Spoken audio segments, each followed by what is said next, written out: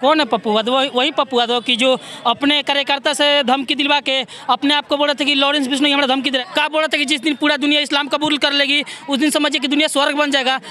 इस्लाम कबूल करके फिलिस्तीन देखिए क्या हो गया, पाकिस्तान क्या हो गया। अजीब अजीब पप्पू यादव कुछ नेता है, बोलता है सब कि बीजेपी हिंदू मुस्लिम करती है। बताइए बीजेपी हिंदू मुस्लिम कहाँ किया, एक को बयान बताइए तो। अगर हिंदू का बात करना गलत है जी, हम तो लग रहा है ना कि पप्पू यादव का मानसिक हालत खराब हो गया। ओकरा रांची काके हॉस्पिटल में जाकर पहले इलाज कराना चाहिए। वैसे लोग को समझे कि देश में रहने का हक है ना।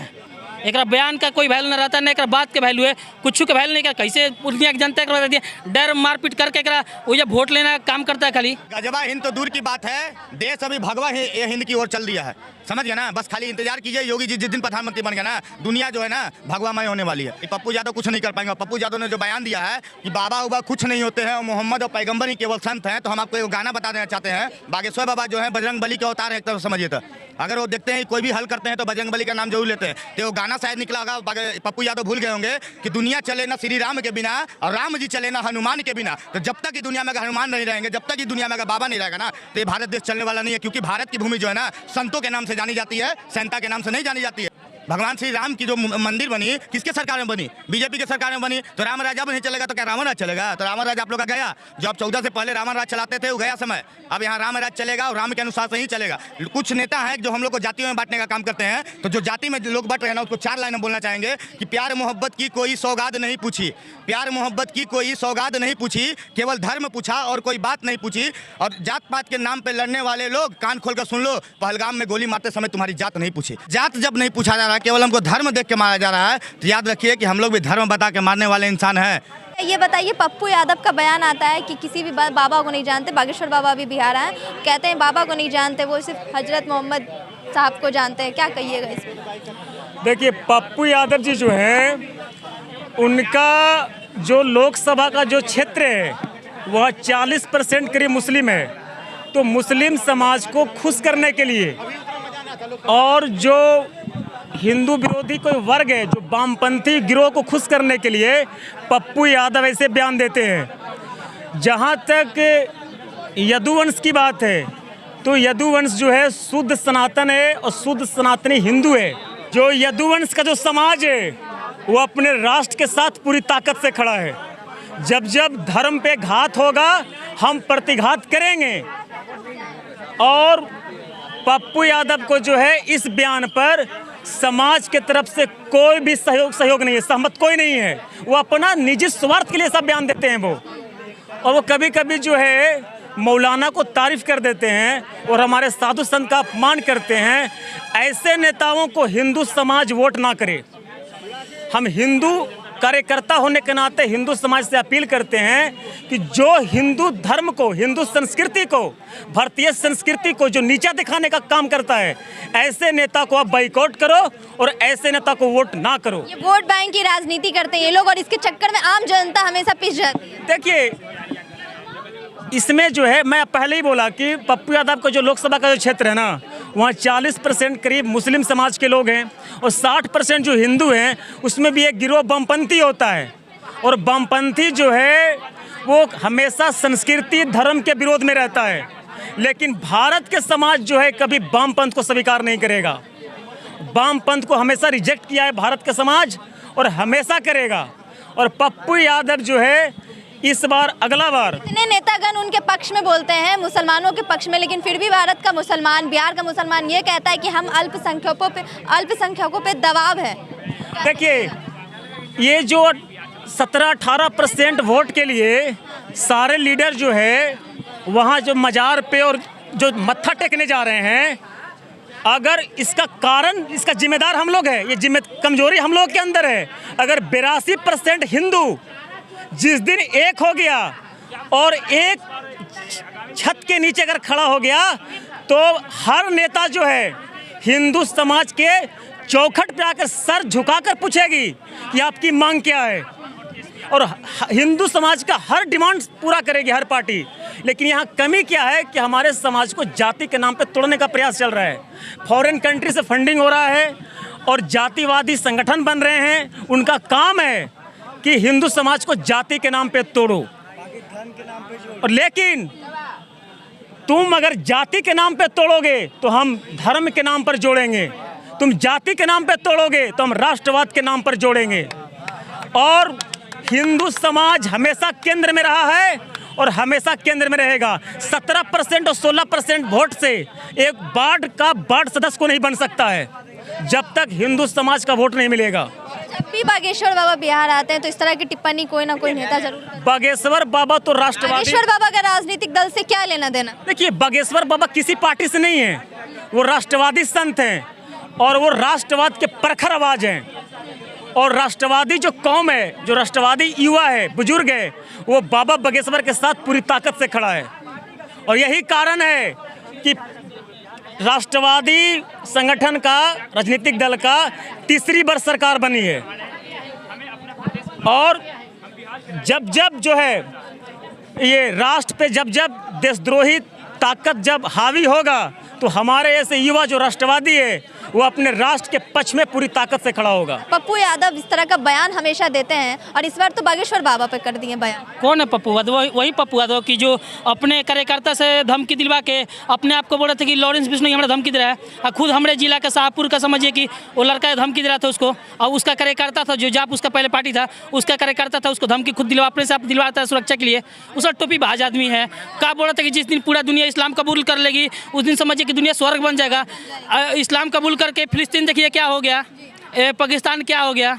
अजीब अजीब पप्पू यादव कुछ नेता है, नेता है। क्या बोल रहा था कि मतलब समझिए कि जिसके पास भी धन संपत्ति है, समझिए कि अंग्रेजों के बेटी बहन दे के पैसा जमीन लिया है तो उसके पास 9000 बीघा सब पप्पू यादव के पास धन संपत्ति है। तो समझिए कि 9000 बीघा जमीन उसके पास था तो कोची केकरा दिए होंगे, केकरा के पास भेजे होंगे।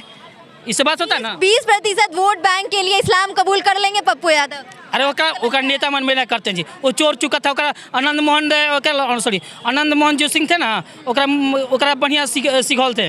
वो जो सहरसा वाले जो सांसद है वही कुछ नेता है जी, संसद में बैठ गया पूरा। अजीब अजीब बात है। पप्पू यादव कोई नेता है? मसीहा है एकदम। मैंने समझिए कि एक लवारिश टाइप मतलब आदमी है। नेता है, नेता ठीक है। नास्तिक होना अच्छी बात है, लेकिन नास्तिक होना सिर्फ हिंदू में ही खाली आपको गड़बड़ दिख रहा है। तो आप नास्तिक नहीं, आप चुतिया हैं, माधर चौध है। होंगे तो बस बिल्कुल है कि ना, आप नास्तिक नहीं माधर चौध, बिल्कुल ओपन बोल रहे हैं। जिसको जो उखाड़ना उखाड़ ले कोई। नास्तिक होना सही बात है, नास्तिक होइए, लेकिन हिंदू धर्म में सिर्फ आपको नास्तिक दिख रहा है तो आप माधर चौध हैं।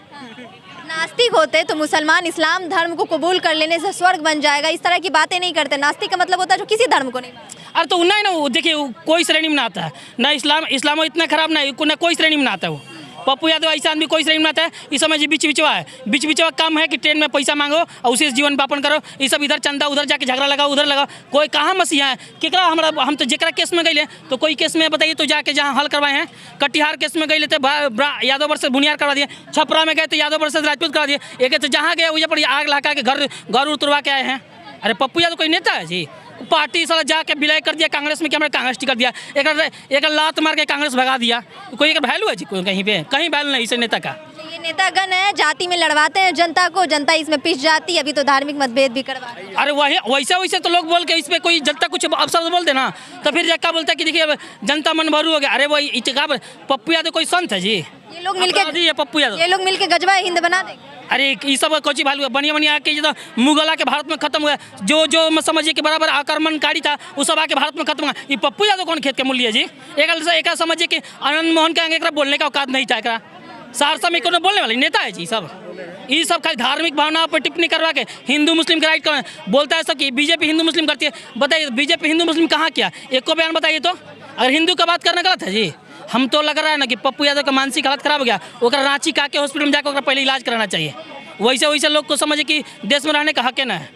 एक बयान का कोई वैल्यू ना रहता है, ना एक बात के वैल्यू है, कुछ के वैल्यू नहीं कर। कैसे दुनिया की जनता कर दिया डर मारपीट करके वो जब वोट लेना काम करता है खाली समझ किसी के वोट लेते हैं। अरे तो और का पप्पू यादव जैसे ही नेतागण और लोग भारत को गजवा हिंद बना देंगे आगे। अरे गजवा हिंद तो दूर की बात है, देश अभी भगवा हिंद की ओर चल दिया है।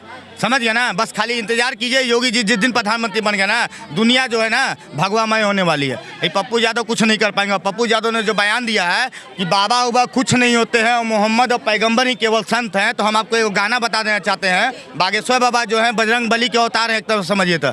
अगर वो देखते हैं कोई भी हल करते हैं तो बजरंगबली का नाम जरूर लेते हैं। तो वो गाना शायद निकला होगा, पप्पू यादव भूल गए होंगे कि दुनिया चले ना श्री राम के बिना और राम जी चले ना हनुमान के बिना। तो जब तक ये दुनिया में अगर हनुमान नहीं रहेंगे, जब तक ये दुनिया में अगर बाबा नहीं रहेगा ना, तो ये भारत देश चलने वाला नहीं है। क्योंकि भारत की भूमि जो है ना संतों के नाम से जानी जाती है, सैंता के नाम से नहीं जानी जाती है। भारत भूमि संतों की है, तो यहाँ संतों का नाम रहेगा। अब आपको अगर ज़्यादा उलबुली है, आपको इस्लाम, अरे भैया आप तो टोपी पहन के डायरेक्ट बोल ही दिए हैं कि जब पूरा दुनिया अल्लाह को महसूस कर लेगा तो सारा दुनिया इस्लाम कबूल कर लेगा। तो आप इस्लाम कबूल करिए ना, आपको शायद इस्लाम कबूल करने में मज़ा आता है, लेकिन हमको तो हनुमान चालीसा पढ़ने में मज़ा आता है। आप पढ़िए अल्लाह अकबर, हम आपको मना नहीं करेंगे, आपका लोकतांत्रिक अधिकार है, समझ गया ना। लेकिन हमारे धर्म को बुराई करने का काम मत किया कीजिए। लेकिन एक देखे होंगे नमाज भी लोग अदा करते हैं मुस्लिम लोग। नमाज का तो हम उर्दू सब नहीं बोलेंगे क्योंकि उर्दू हमारी संस्कृति नहीं है, उर्दू हम नहीं बोल सकते। उसका अर्थ हम बताते थे नमाज का क्या होता है कि मतलब अल्लाह अकबर जो बोलते हैं, मतलब अल्लाह के अलावा कोई इबादत के लायक नहीं है। तो इन लोग तो अपने बाप के अलावा बाप को सही कहेंगे, लेकिन हमारे बाप को गलत करने का अधिकार इनको कौन दिया है? कौन अधिकार दिया है कि हमारे राम को गलत बोलने के लिए? हैं क्यों बोलते हैं ये लोग कि अल्लाह के अलावा इबादत के लायक कोई नहीं है? क्या उनका केवल अल्लाह है? हमारे प्रभु राम अब भगवान शिव नहीं है इबादत के लायक? आपको अल्लाह में अगर विश्वास रखना है, पप्पू यादव जी आप रखिए, आपको कोई मना नहीं करने वाला है। लेकिन आप अगर रॉन्ग वे में जाइएगा तो हम लोग भी रॉन्ग वे में चलना जानते हैं, क्योंकि हम लोग एक हाथ में शस्त्र तो दूसरे हाथ में शास्त्र भी रखते हैं। अगर शास्त्र से अगर काम नहीं चला ना, अगर भगवान श्री राम के आदर्श पे चल रहे हैं तो चलने दीजिए, हमको दादा परशुराम के आदर्श पे चलने को मजबूर मत कीजिए। जिस दिन अगर दादा परशुराम के आदर्श में हम लोग चल गए तो याद रखिएगा, गजवा हिंद का दूर की बात छोड़ दीजिए, दुनिया में हम लोग भगवा हिंद लहरा देंगे, भगवा झंडा लहरा देंगे दुनिया में। जिस दिन अगर दादा परशुराम के आदर्श पे चल गए तो अभी हम लोग राम राज चलने दीजिए, राम के आदर्श पे राम राज चल रहा है। लोग तो कह रहे हैं कि मोदी के राज में रावण राज चल। रावण राज तो नहीं है, रावण राज तो किसके राज में था? अरे जिसकी सरकार में राम का स्थापना हो गई उस देश में अब रावण राज चल सकता है कि राम राज चली गई? हमको बात बताइए। भगवान श्री राम की जो मंदिर बनी किसके सरकार में बनी? बीजेपी के सरकार में बनी। तो राम राज अब नहीं चलेगा तो क्या रावण राज चलेगा? तो रावण राज आप लोग का गया। जब 14 से पहले रावण राज चलाते थे वो गया समय।